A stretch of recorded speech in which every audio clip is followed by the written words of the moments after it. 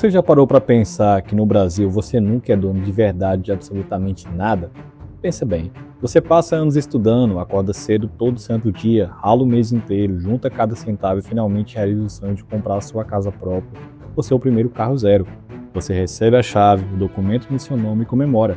Mas a verdade nua e crua é que você acabou de assinar um contrato de aluguel vitalício com o governo. Se você parar de pagar esse aluguel, o dono real aparece para tomar o que é seu.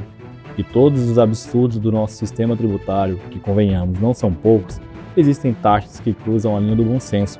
Elas fazem você pagar 2, 3, 4 vezes pelo mesmo bem, enquanto o retorno soma em um buraco negro da burocracia. Hoje, nós vamos destrinchar a trindade da asfixia tributária do motorista e do cidadão brasileiro. O IPVA, o IPTU e a polêmica Zona Azul vai para o seu bolso, porque o que você vai ouvir agora vai te deixar, no mínimo, indignado.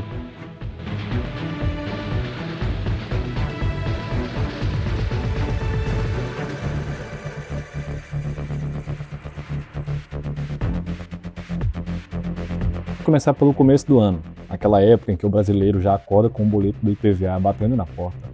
De todas as insanidades fiscais, essa provavelmente ganha um troféu de ouro.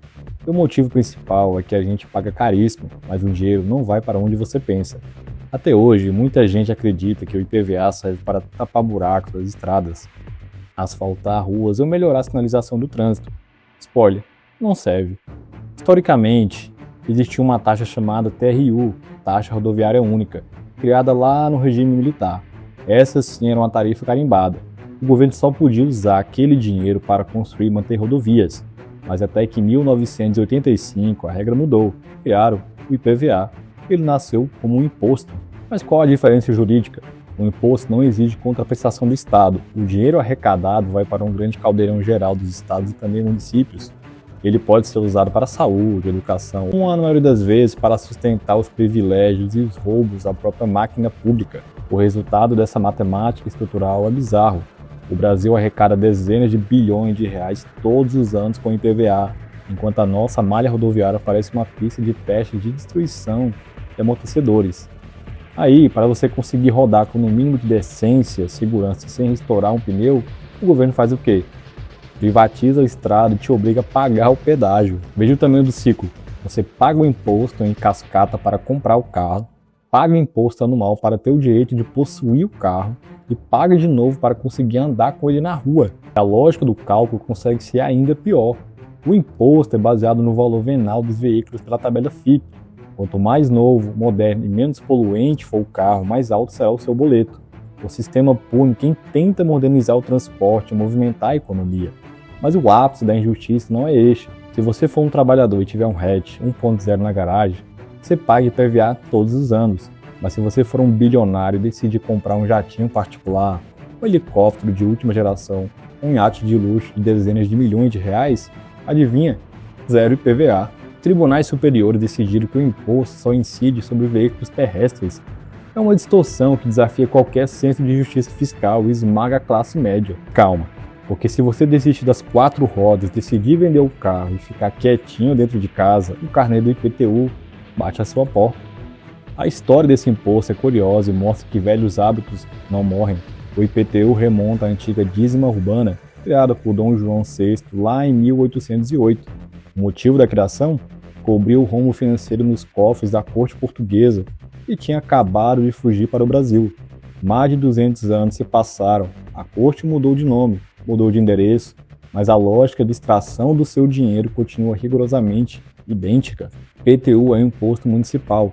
As prefeituras defendem que ele serve para manter a infraestrutura do seu bairro, mas a realidade que a gente vê nas ruas são calçadas esburacadas, falta de iluminação pública e saneamento básico precário em várias regiões do mundo. Para piorar, estudos econômicos como os de IPEA mostram que a fórmula que calcula o valor venal nos imóveis muitas vezes é injusta e também regressiva. Imóveis de luxo frequentemente passam anos com valores defasados nas plantas das prefeituras, fazendo com que proporcionalmente o IPTU pese muito mais no bolso da população de baixa renda do que na fatia mais rica da sociedade. Aqui entra o conceito do aluguel vitalício. Se você passar a vida inteira pagando as parcelas do seu financiamento, quitar a sua casa e achar que finalmente tem um teto seguro, tente passar 2 ou 3 anos sem pagar o IPTU.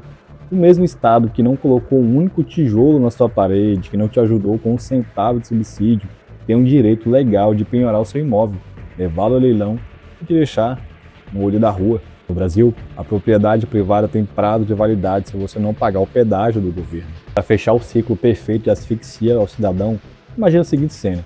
Você pagou os impostos abusivos para comprar o carro, você pagou o IPVA do ano em dia, você colocou a gasolina mais taxada do planeta.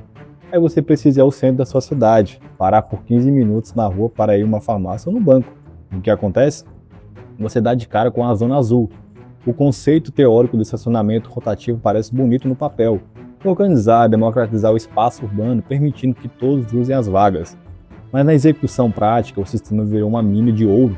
A maioria das prefeituras terceirizou o serviço para grandes empresas privadas, através de concessões bilionárias. O resultado disso é que muitos chamam o jargão popular de flanelinha legalizado.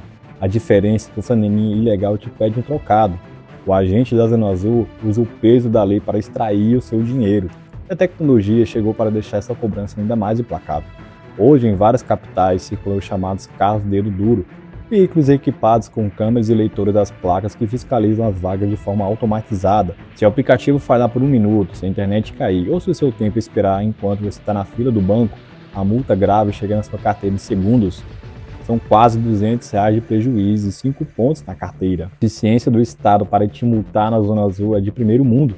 Mas em contrapartida, se seu carro for arrombado, se quebrarem um vidro para roubar o seu rádio, ou se seu veículo for simplesmente furtado enquanto você pagava pela vaga pública, sabe o que o governo e a empresa concessionária dizem? A responsabilidade não é deles.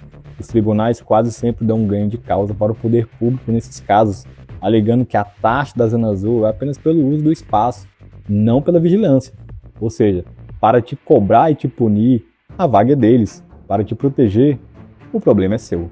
Agora, quando a gente junta todas as peças desse quebra-cabeça, a imagem que se forma é assustadora. O cidadão brasileiro vive sob uma engrenagem desenhada para taxar o consumo, taxar após, cobrar pelo uso e punir pela circulação.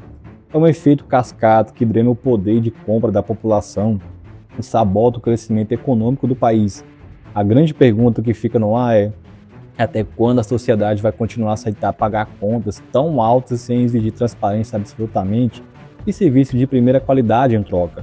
Enquanto a gente não entender como esses impostos funcionam e não cobrarmos diretamente quem assina as leis, o boleto vai continuar subindo, o retorno vai continuar sumindo. Também já passou raiva pagando IPVA, assim como eu, abrindo um carnê do IPTU, levando uma multa injusta na Zona Azul? Deixe seu relato aqui embaixo nos comentários.